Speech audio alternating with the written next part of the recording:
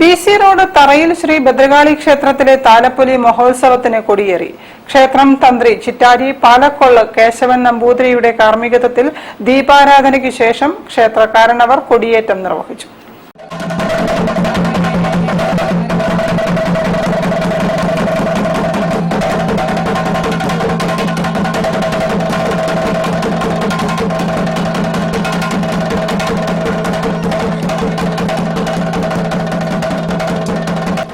ഫെബ്രുവരി 2, 3 തീയതികളിലാണ് Beypore ബി.സി. Road തറയിൽ ശ്രീ ഭദ്രകാളി ക്ഷേത്രത്തിലെ താലപ്പൊലി മഹോത്സവം.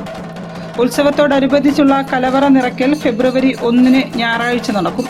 ഉത്സവത്തിന്റെ ആദ്യ ദിനം പുലർച്ചെ ഗണപതി ഹോമത്തോടെ പരിപാടികൾ ആരംഭിക്കും.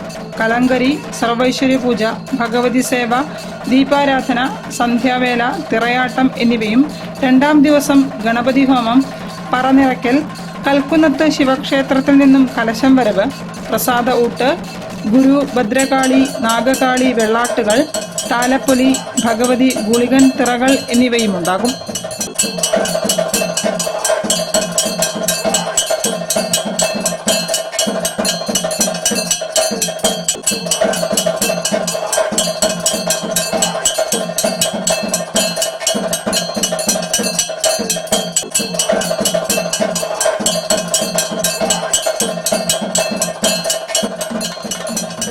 News bureau, Beypore.